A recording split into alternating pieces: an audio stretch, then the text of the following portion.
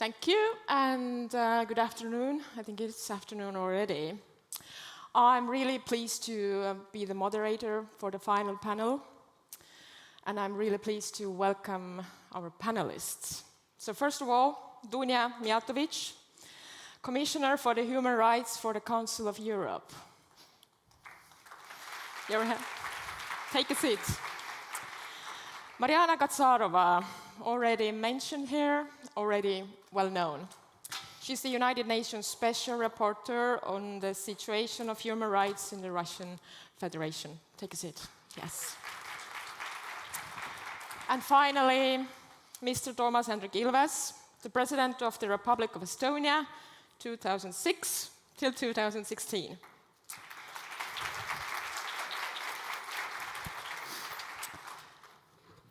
So today you have already heard a lot about free speech, human rights, and the question is, what is next? Actually, in the final recent panel, someone asked, so what can we do? Maybe this is the question, what can we do? For me personally, the question regarding the human rights is a question of humanity, a question of being a human being. So is there hope? Because people need hope. You know, the sentence is very well known. You help one person, you help the world. So in this panel, we're about to discuss whether there's a future for human rights in Russia. Is there hope for countries that guarantee equality and human rights? Do they survive? And maybe if we have time, we can also discuss the artificial intelligence. Is it a friend or a foe of human rights?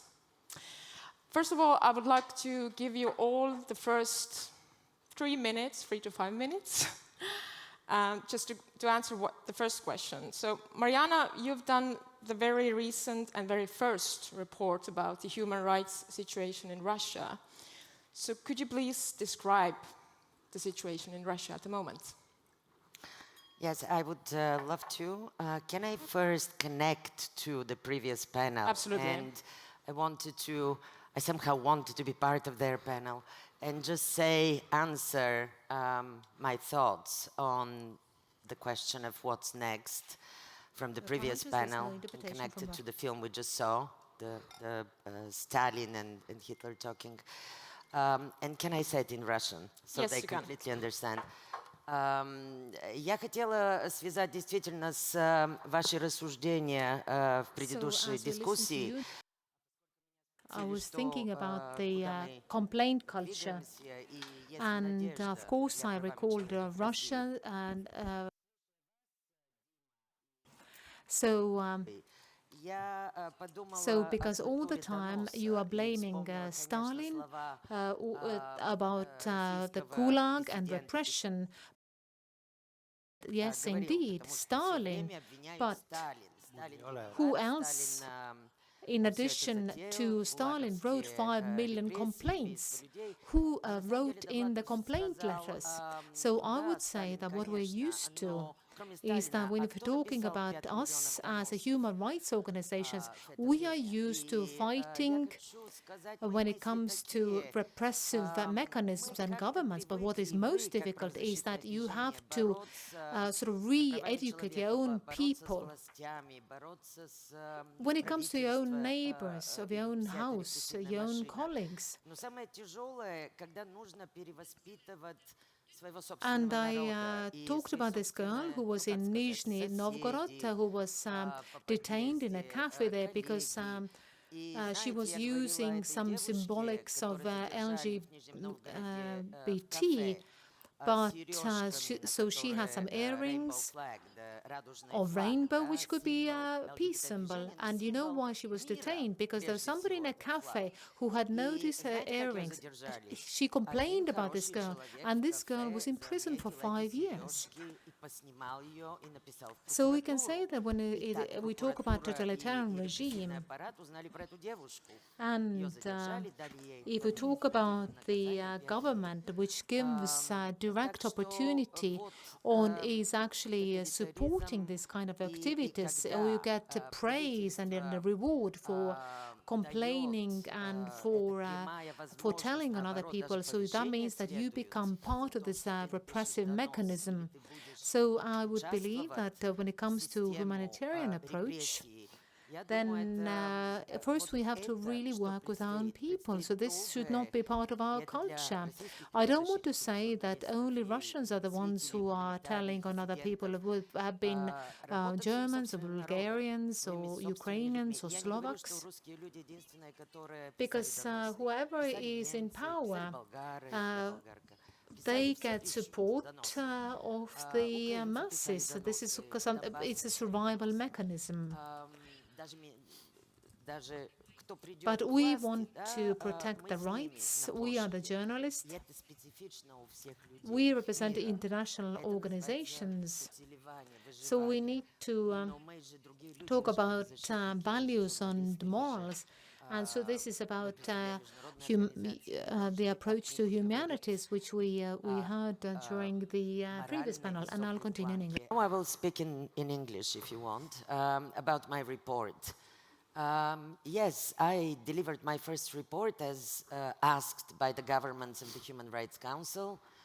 This is the first ever mandate looking at Russia. And that's a huge achievement for the United Nations and the international community to have this mandate. Because basically, a country like Russia, which is one of the 5 permanent members, decides with its veto whether there'll be peace or war in the world, whether there'll be security or no security as part of the Security Council. And I think looking at their human rights record showed many other countries around the world that nobody is above the law and nobody is above the rules of the United Nations. And it wasn't easy, and it isn't easy. Every year my mandate is going to be voted. And it's voted by whoever is the members of the Human Rights Council. That's why I said we all, regardless of me, I just happen to be the first special rapporteur, we need to treasure this mandate. We need to, the mandate looking into Russia, because the changes in Russia are not going to happen tomorrow. The human rights situation, it's a long, I don't want to say battle, but it's a long journey that we are together with the Russian human rights defenders together in it, and we need to support them in this, but it's not going to change overnight.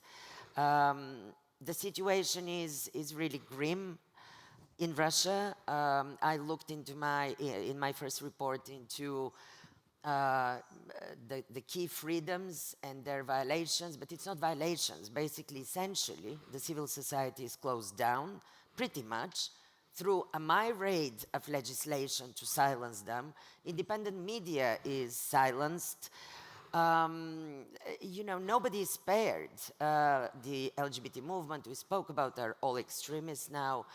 The Ukrainian civilians, there is a number of Ukrainian thousands, we don't know how many, because we don't have the information, of Ukrainian civilians who were basically kidnapped in the occupied territories of Ukraine, and now they are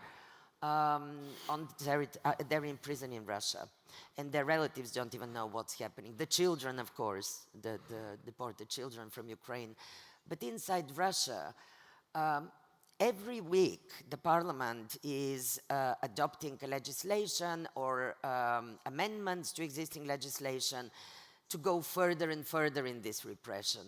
And it's connected to the war in Ukraine, on Ukraine, because it's all about trying to silence the anti-war expression.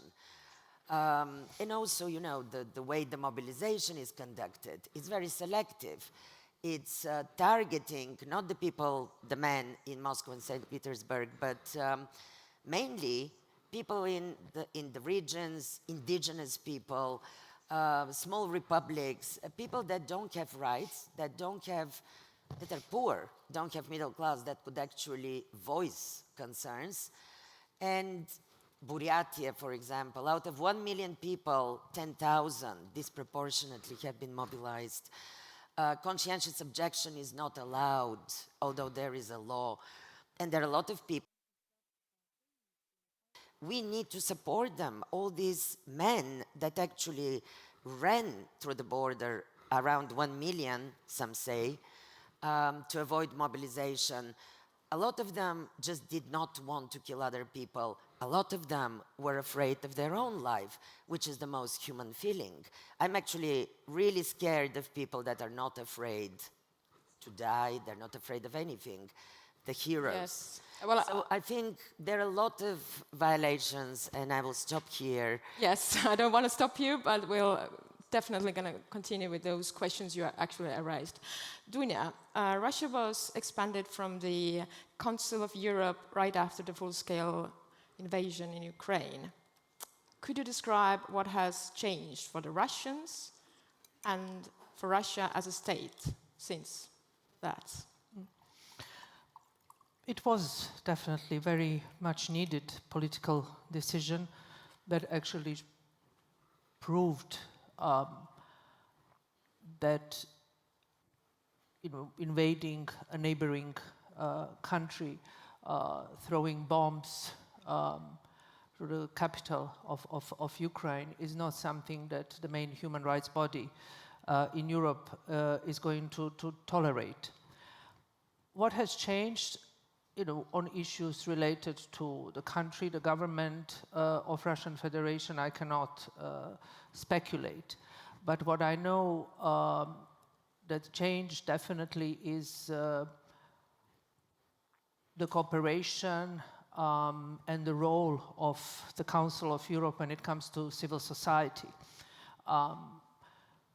And ordinary citizens that actually went to the European Court of Human Rights in order to lodge complaints against the state on many different issues, but also issues related to suppression, torture, and many other issues that are crucially important.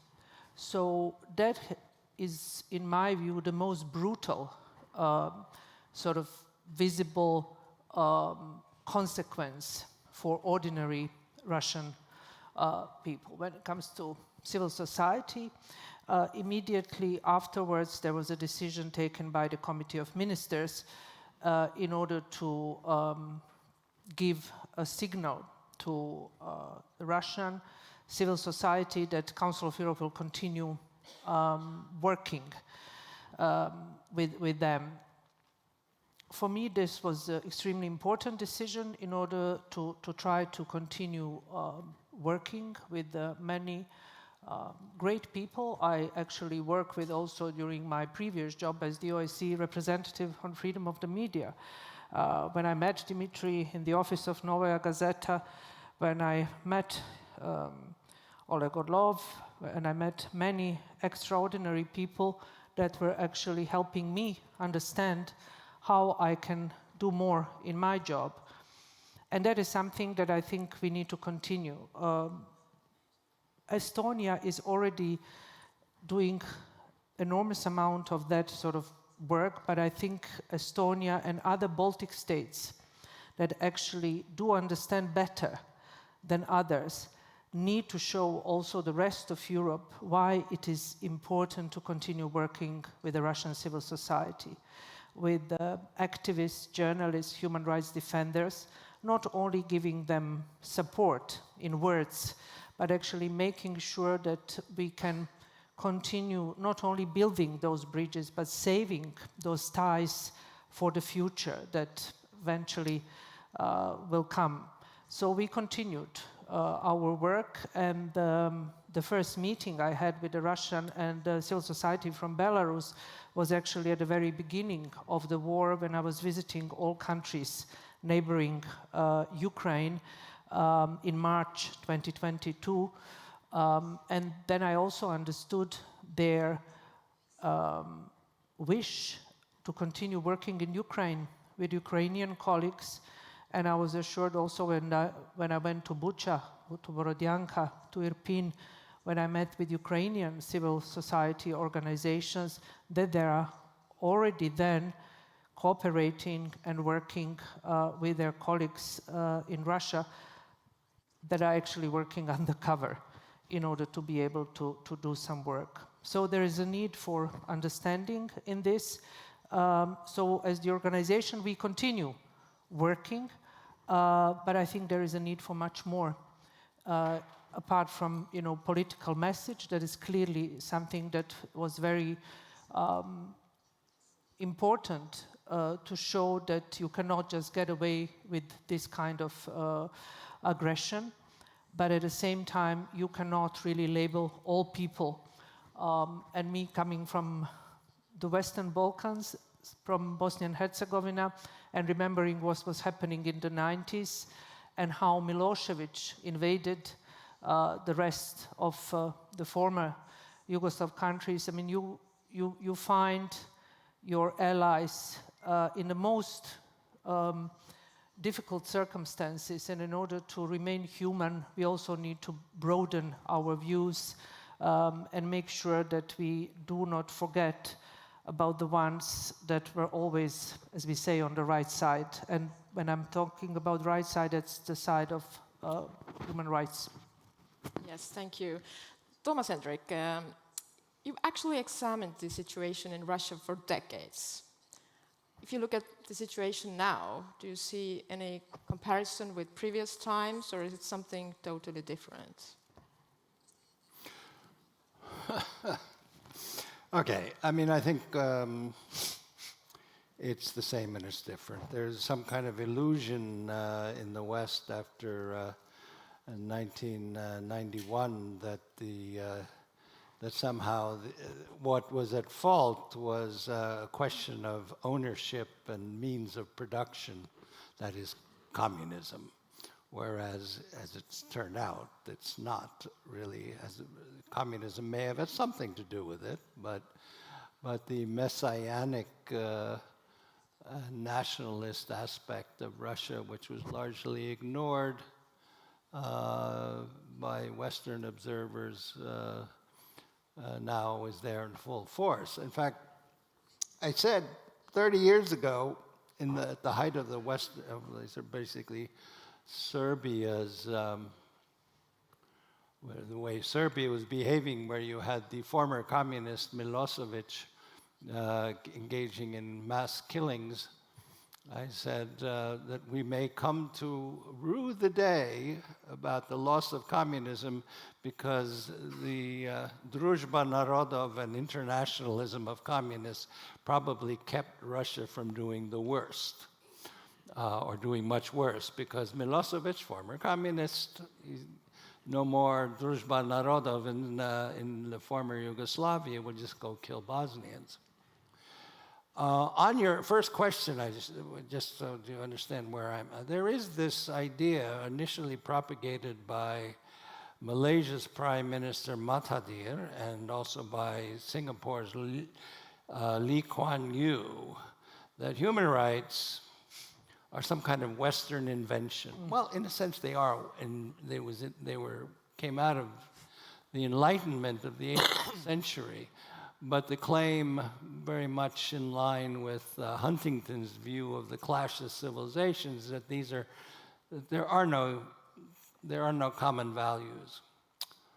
Until you go to Taiwan, and then you realize, you go to a classical Chinese, Confucian-based society, and it is one of the most open, liberal societies I have seen, with respect for not only fundamental human rights, but broad freedoms.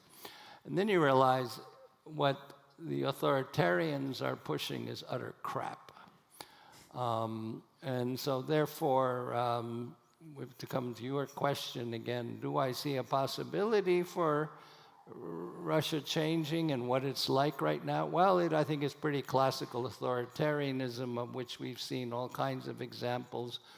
I mean, especially when you go back to Nicholas I and, the orthodoxy, Держава, and whatever the third idiocy was, authoritarianism. that, yeah, we've seen it before. We saw it in the 1840s. We saw it in the 1880s. We saw it in throughout the pre-World War II period. We saw it again with Stalin. I mean, basically, it was authoritarian until the very end, sometimes more totalitarian.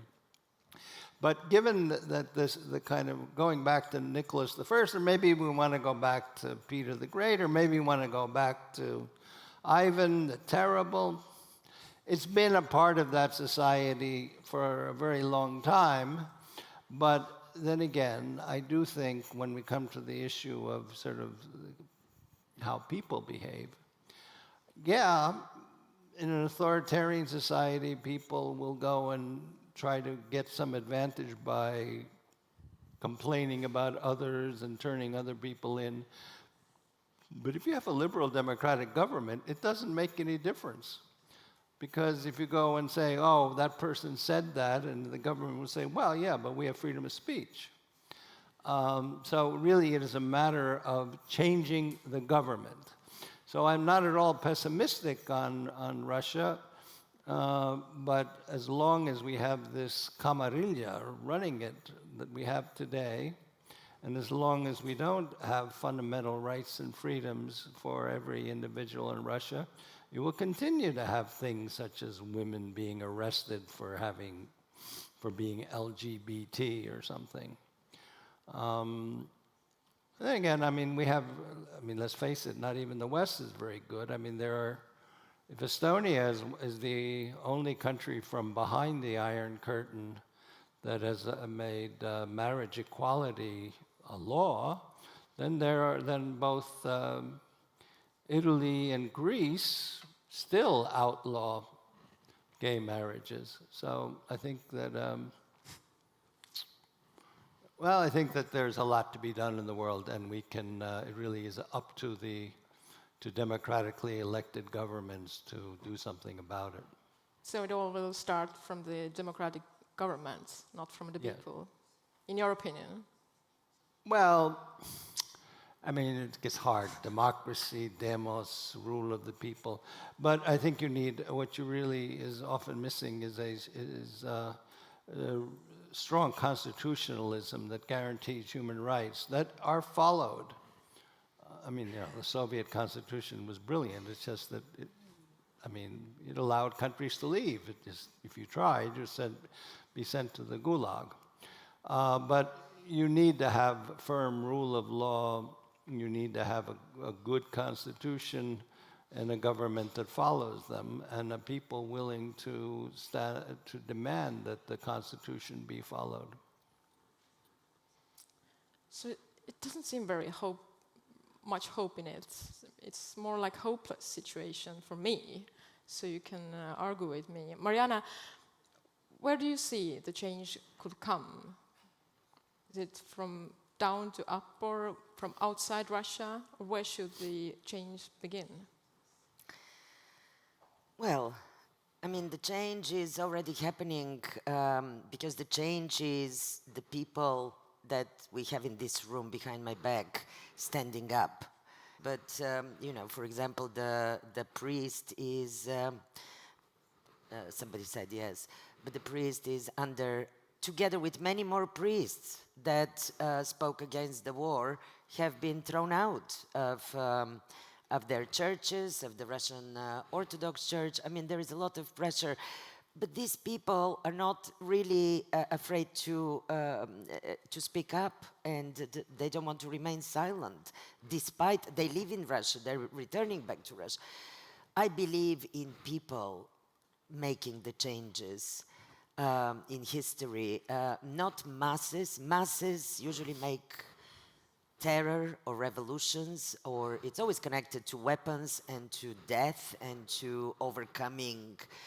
I was in 2020 in Minsk, in Belarus, during the bloody crackdown against peaceful demonstrators by Mr. Lukashenko's, security apparatus. I was on the street next to these people. I saw it in front of my eyes. how they were brutalizing the demonstrators, the dissidents. And these were people, young people and not so young, who were taking off their shoes to actually go onto the public bench, you know, to get higher with their peaceful placards, with their flowers, women dressed in white. And that was a lesson for the whole world that the Russian priest was speaking about it, about this Gandhian idea of non-violent standing to evil and standing to violence. And now, a lot, if if you're reading a lot of discussions, the Belarusian opposition is accused, or these people are questioned, why did you do it in a peaceful way? You cannot overthrow anything without being violent. I personally don't believe in violence. I believe in non-violence, even if we have to die for human rights. I mean, if we have to be, I believe in that. I'm sorry, I'm a human rights person. That's my religion, that's my ideology, always been. Even in Soviet times, when we were listening to Radio Free Europe that the authorities were trying to silence. I've been in Bosnia, I've been in Sarajevo, I've been under these bombardments during the war. We have a repetition in Ukraine, in Donbass. We have it in Gaza. But Huntington wasn't right. Because in Ukraine and Russia, there is no clash of civilizations. No, I know. It's clash of Slavs, Orthodox Christian, white, blue-eyed neighbors. I know, I'm saying. Cousins. No, I'm not arguing. No. I'm continuing your thought, President, and I'm glad you're mentioning it. I think once a president, always a president, right? Sorry, the American way, President HENDRIK. But I think Huntington was right, maybe what we see in Gaza, because it's a huge civilization of the Arab world, and the other, but still, there could be argued. And this is not my mandate as a special rapporteur, it's just my thinking about the world right now. I'm pessimistic on another level. I'm pessimistic when people say, oh, you know, once this government is out of power, or people speak about one person, the president of Russia. But Svetlana Alexievich, the Nobel Prize winner, already a long time ago spoke of the collective Stalin and the collective Putin. And I totally agree on that level. And on another side, if it's not this government, I don't expect suddenly liberal Democrats to be coming in Russia in power. We have to be ready that this is a system. And you, Estonians, were occupied by this system for a number of years. You know exactly what I mean. You lived under this system. So I think just relying on change of government, and I also liked what the previous panel said, the worst is people in secure situation to be pushing the ones who are facing imprisonment and facing rape for being anti the war, to be more active to overthrow their government. I hear that a lot, I read that a lot. First of all, I don't believe in overthrowing things, because they're usually connected to bloodshed, and somebody's sons and daughters are dying in such bloodshed, usually not the daughters and sons of the rich or the ones in power. How many oligarchs' children have you seen fighting in the war in Ukraine? Actually, on both sides. No oligarch children. It's the poor, it's the minorities, it's the indigenous people being forced from Russia to fight. It's the Buryatians, 9,000 kilometers away from Buryatia, being also, importantly to say, I've been talking to, yesterday, the civil society exiled activists in Estonia, and there was this blonde, blue-eyed Buryatian activist, journalist, and I said, but you're not quite Buryatian, are you? She said, I'm Russian, ethnic, but I'm from Buryatia. And we were talking about how the Buryatians were vilified, that they're these Asian brutal people that actually did Bucha. They did Bucha. They brutalized, you know, the civilians in Ukraine. And that's not true at all. This is again a propagandist, I was told, machine that is trying to say, oh, we the blonde Russians could not, we the Slavs could not do something so terrible. It was the Buryatians, the Chechens, the indigenous people, the Asian-looking people of Russia. It's an imperial, colonial, neo-colonial kind of propaganda. Okay. And I think we need to be aware, because it was the Pskov division in Bucha, and only 2 people there were Buryatians. Only 2. Okay, there's a quick note to Thomas. I was just continuing on that. I mean, one of the things that makes me a little worried is that, well, I've seen a lot of this, but I'll give you one example. I mean, there's a self-proclaimed liberal Democrat Russian named Leonid Rogozin living in Berlin, who, because he, for some reason, doesn't like Estonians, or Balts in this case, he said, you better watch out, Balts, because when we take over and get rid of Putin and take over and have a liberal democratic regime, we're going to have an efficient army. And we're like, so, I mean, there is an element of imperial thinking, and not, I would say, very humanistic. I mean, the idea being we're going to go occupy you because we're going to occupy you. And that, so maybe the respect for human rights is one thing, but then getting out of this kind of Derzhava imperial mode is a more deeper problem that we face, which maybe, I mean, it's kind of like democracy for us, but you guys better be our colonies, and we feel that a lot around. So, DUNJA, as you're observing the situation from outside, from Europe, do you see there's anything we can actually do from outside? Yes, we can make conferences, we can write reports, so what? You mean to do maybe the Russians in are Russia? saying, yes, you're trying to involve in our country's internal issues. So what's the answer? I mean, the answer, you know, from the Council of Europe Commissioner for Human Rights is, you know, apart from what we are already doing, there is no much, because there is no access. But it is regardless of the fact that Russia has been expelled from the Council of Europe. There is no access for the UN. There is no access for any international organization to work on any of the issues that we are trying to tackle in Russia. And this is not new. This is something that started quite some time ago. I worked on the human rights issues related to freedom of expression and freedom of the media in 2014, when Crimea was actually occupied and there was illegal annexation. So what we saw then is really, for me, it was the war in the former Yugoslavia revisited. And it was a very basic way of addressing issues related to freedom of speech. It was cutting, you know, like really cutting the cables of Ukrainian broadcasters, stopping any international news, and just plugging in the Russian feed into this. And we were aware of this, and there were statements, there were you know, issues that were discussed at that time. The journalists were suppressed, so you know, they were targeted as a first sort of step in really making sure that there is a clear sign that there is a new regime coming, an occupation is coming.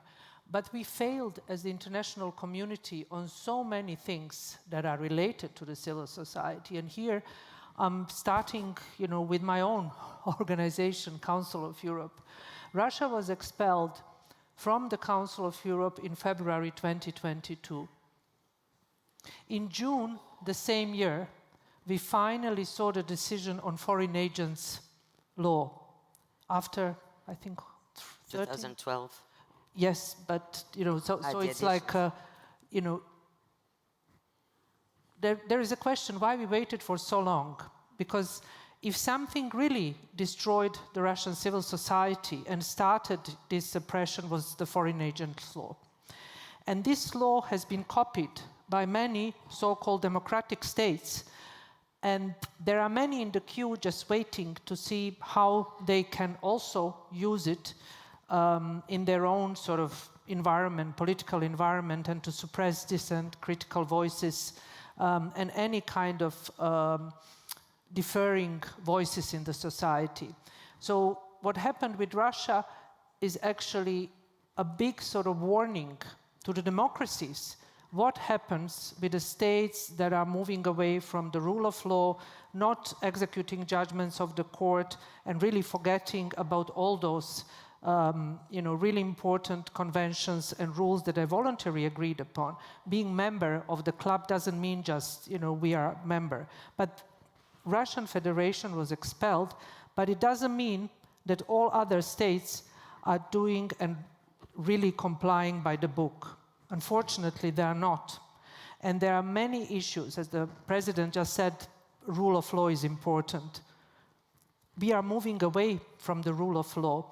And there, I think, the messages that can be very strong to Russia is that no way we are going to copy anything that you were actually doing in order to change what it happens to the civil society.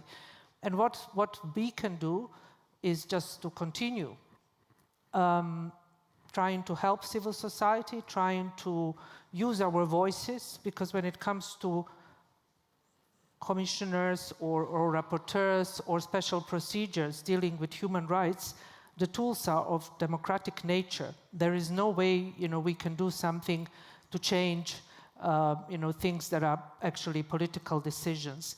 And we are facing the most brutal war in Ukraine, in Europe, and there is nothing much that can be done apart from really pushing again for people to be released, Russian people that are imprisoned, but also foreigners that are in Russian prison, including people that we often forget about, Crimean Tatars, that are also particularly targeted not only in Crimea, but also in many Russian prisons. So it's actually being vocal, being present, and not allowing the discussion about the situation in Russian Federation to go away from our agendas. And you see how it is shifting. We have now the situation in the Middle East. It is very easy to see the interest of the global decision makers shifting to different directions. So that is also a job for us to make sure that we do not forget about Ukraine, we do not forget about what's happening in Russian Federation, but then also in other countries where you see people suffering in the prisons, being targeted, their families, like in Turkey, like in Azerbaijan. So it is not just about one spot. And this kind of approach where we show not only solidarity, but also understanding that we are not the only ones suffering, I think it's also a very important message. 2/3 of Russians are still supporting the war, nearly 2-year anniversary of the full-scale invasion. TOOMAS, HENDRIK, Europe is sanctioning Russia in many areas, but at the same time, we all see how business is still running, and everything seems to be the same. The Russians have allowed to enter to Europe, travel around, be a tourist, not in Estonia or not in Baltics, but in Central Europe, it's still going on. They don't feel there's war next to them. Are we too gentle, or is there anything we can do? Well, on economic sanctions, it's clear that they have not been sufficient and that people are getting away with violating them or using or abusing loopholes, even in this our own country here. And when you read that that basically 80% of the missiles have U.S. components in them, then something is clearly wrong. Or when you see that the export from Germany to Kazakhstan has increased I don't know, eightfold since February. Well, you know, Kazakhstan is not a country that really needs that much of what Germany produces. So clearly we are not doing a good job on that. Were we, then of course you wouldn't even have very good drones to attack Ukraine. So that's clearly one problem where governments need to do a much better job. Well, I would say that when we look around, if you look what's going on in the US House of Representatives as we speak, we see that that there are enough people in so-called democratic societies that couldn't care less about human rights and that are willing to actually support a Putinist model. Donald Trump himself has declared his favorite persons to be,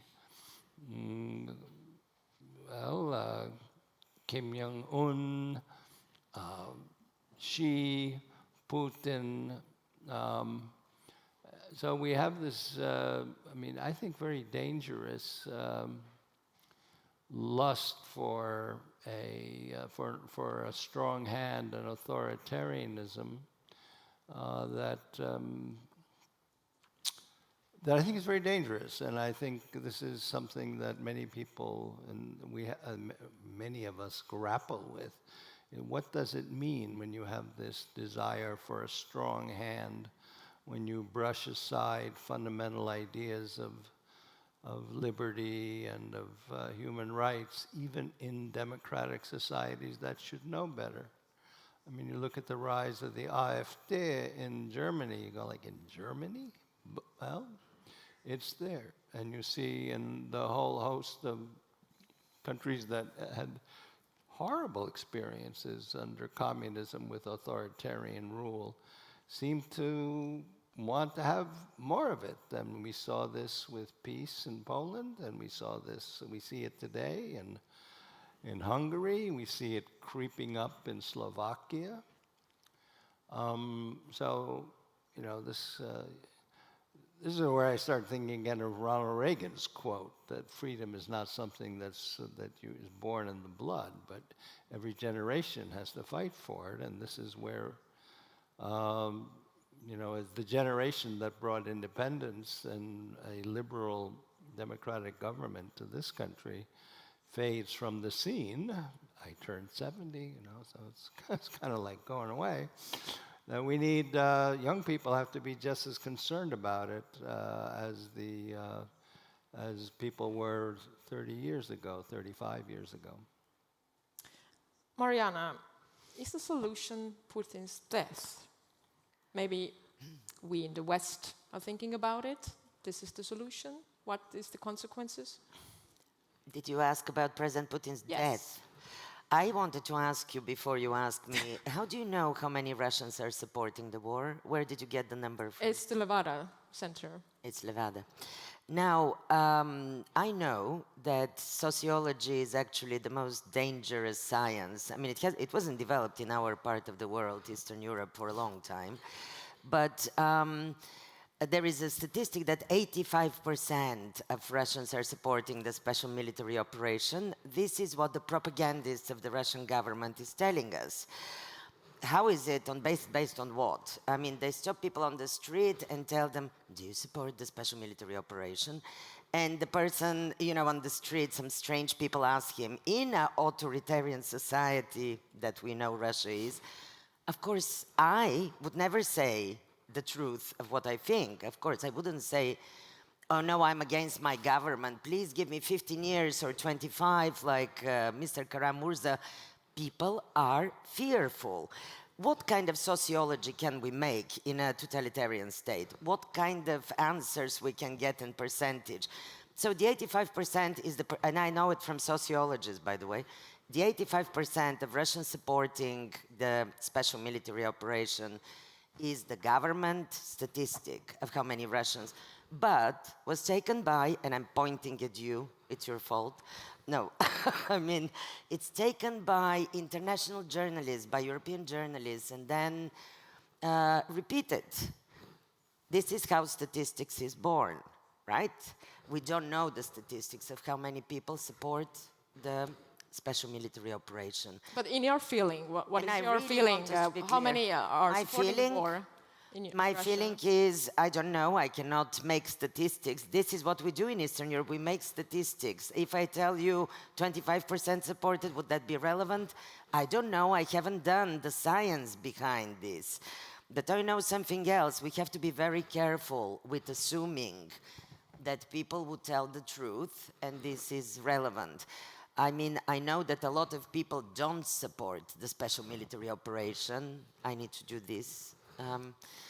Because you know, we have people who are pronounced foreign agents. We have massive persecution. We have Yeah, but Solzhenitsyn said, you know, people had stood up to the Gulag and would have collapsed. The point is, why are people sheep? But President Hendrik, would you stand up like on Tiananmen Square against a tank? It took me my lifetime to actually realize if a tank is coming, actually stand by the road for the tank to go through. Not alone. In order to continue the battle for human rights, because it's a long journey. It's not a one heroic moment. No, I'm not saying it is. I'm saying, but people, there is no, I mean, the opposition is doing nothing aside from, okay, Navalny does his programs, his TV programs, or his team does it. But where is the popular opposition? Where is the They're in prison. no, you can do civil disobedience without, I mean, how did Gandhi do it? I mean, the Brits were just as nasty in the 1940s against India as the Russian regime is today. You can do civil disobedience. You can do all kinds of things that are, you don't have, I mean, going out on the streets will get you arrested, but you cannot do things. You can slowly make the government, the economy not work. I mean, there are ways of opposition that I don't see being used. No general strikes, no strikes. I mean, very hard to fight against a general strike. Someone calls out and said, we're not going to go to work today. Those are the things that can be done, and I don't see any kind of call for civil disobedience, which has really been the most successful. I mean, the most successful form of opposition is not going and getting your head bashed in by Omon thugs, but just not participating in the system, saying, "I'm not going to do it." What the Russian government is doing, and has been doing it actively in the past 2 years since the beginning of the invasion of Ukraine, is to, and numbers don't, I mean, it's not about numbers in Russia. The fact that 20,000 or 25,000 people were detained protesting against the war doesn't mean that the rest of the people are for the war. It only means that the Russian government has a very sophisticated way of organizing the machinery of repression. And this is how it's different from the Stalinist one, right? From 1938, where millions were sent to gulags, right? Here, it works on examples. There are example cases and instilling fear through these cases. When Kara-Murza, a wonderful man, received 25 years imprisonment, when he is actually, even the prison doctors are saying he may not be alive in 1 year or 2 maximum because he has a special neuropathy and so forth, other people would think twice. When a poet is raped by 3 police officers for writing a poem against the war, other people would think twice whether they would recite I'm their not saying poems. that. Civil disobedience means not participating. What do you mean not participating? These people don't go to work. Eat. Well, they need to eat.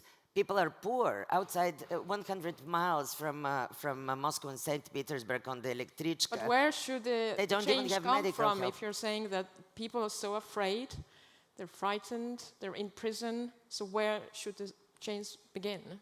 Not outside? Inside Russia, but where? I think DUNJA excellently put it, and I think the previous panel.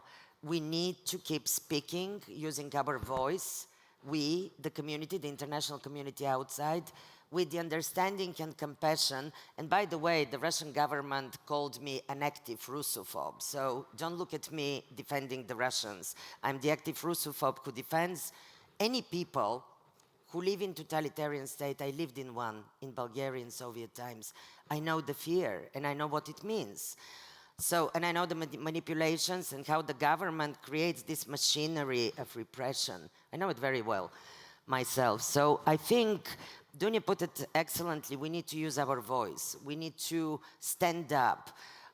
We need to work to defend and to enable the human rights defenders from Russia and Belarus. I don't want to forget about Belarus either.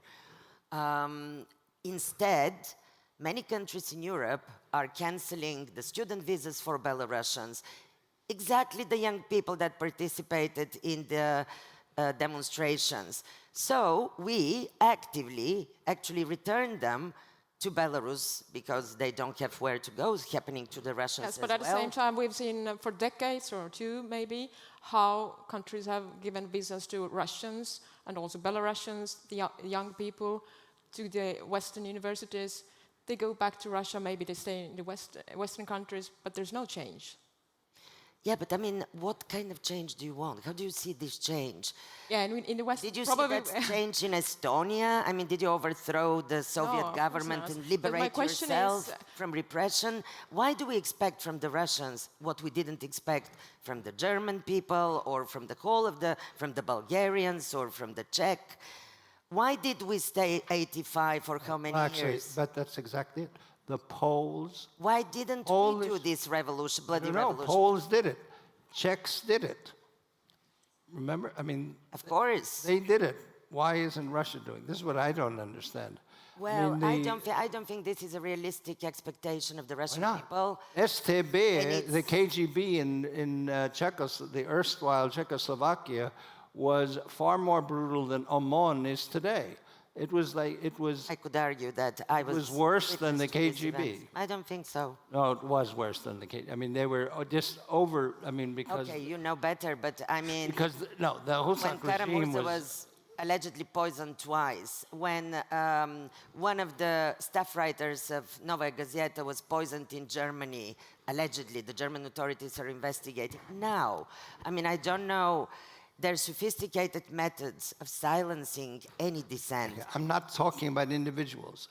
You had 200,000 people in St. Charles Square in November of 1989. You had Solidarność shutting down the Polish government until the Polish government said, okay, let's have a round table. We had help. I was one of the founders of the first opposition newspaper in my country called Democracy. We had help. It wasn't that we suddenly rose up and this government was gone. It was a historical moment. It was, we could discuss in the, outside over coffee or over wine, our reminiscing of this time. But you know what, President? I think we had a responsibility then and now. We didn't do something quite right, we, the democratic people of that time. How did we let, at the moment, Russia do what they're doing, the aggression on Ukraine? Why didn't we have a more sophisticated kind of strategy, and not just about Russia? Our countries, many of them in Eastern Europe, are run by the third or fourth generation, KGB people, or... No. The mayor of Sofia is a third generation. He may be, but... Okay, don't go there. Why? Well, this is... we have a discussion here, I would say. Yes, interesting for the audience. It's kind of out of the box we're doing. That's out of the box. What I'm trying to get is away from the... I mean, you talk about individuals being oppressed. Fine, I recognize that. I'm talking about popular opposition. We had 1 million people in a line from Tallinn to Vilnius. And 1 million people. They came out and said, we don't want this. You can go after one, you can go after 10, you can go even after 10,000. 1 million saying, no, we don't want this anymore, that becomes a serious problem. And why isn't that there? Why isn't What's that? your answer? Why is I'm it asking. there? I don't know. No, but tell me. I'm- You're the neighbor. I wish I knew. I wish I Why? knew. I wish I knew why it isn't happening. Right. That's the Maybe- question. But I'm now using my right to say as a moderator, do we have questions from the audience? Oh, we do have, yes. So the first one is from there. Yes. Thank you. You missed one means to use. Help Ukrainians to win the war. If Russia loses the war, it means if it's beaten, then it can change. In 1905, it changed because they were beaten by Japanese. In 1917, they changed because they were beaten again. So then we can help for something. And the society, I'm afraid, in Russia can change only revolutionary, not evolutionary. It won't work in Russia. It hasn't been working for hundreds of years. So, and by the way... The revolutions weren't too good either. Revolution was good. For example, US diplomat William Bullitt made a deal with Lenin, and the Bolsheviks would have had only a small territory around St. Petersburg and Moscow. Unfortunately, Western allies did not agree to it. So again, it was a mistake. And for the future, for Russia, for the good of Russians, it would be best, and for Estonia as well, if we had neighboring with us, Pskov Russia, Novgorod Russia, Karelian Russia, etc., etc. As long as Russia stays empire, it will rise again, even after a defeat. Thank you. Thank you. Any more questions? That was a statement, not a I question. think there was another one from here. Yes. Can I just use a rhetorical tool and point this question to Mrs. Katzarova? Yes, you can. Do you believe that supporting Ukraine's victory on the land, sea and air will change Russian regime? Do you support giving this necessary aid to Ukraine? I support that the war of aggression against Ukraine and the loss of civilian life in Ukraine ends by the means that are consistent with human rights, that are consistent with democratic values. So I believe that we need, peaceful resolution of this war in Ukraine. That's what I believe in. But I'm the human rights person. Here is the president. Ask him a political question. Yes. Okay, I give you just one more question. Anyone? Just raise your hand if you have questions. Oh, and I want to add, and I believe in justice for all the crimes in this and other wars being committed against the civilian population, against other combatants, justice and accountability for anyone who committed them. That's what I believe in. Okay, one final question. August is here. Yeah. No, I will allow myself a comment, if possible. Ukrainian ambassador here. My name is Maxim Kononenko, and I followed very closely, very attentively your discussion, and actually, and previous one as well, which was quite interesting. And I'm a little bit disgusted by the fact that actually you are discussing Russian society, and we are talking about how they are oppressed by their regime. To be honest, Ukraine went through 3 revolutions, and we have a second war. Our revolution of dignity took place when our children were beaten in the center of Kiev. 100 Ukrainians were killed in the center of Kiev. And it didn't prevent us against uprisal, against Yanukovych regime and our authorities. So when you are talking about Russians, that I don't know how many hundreds people are jailed.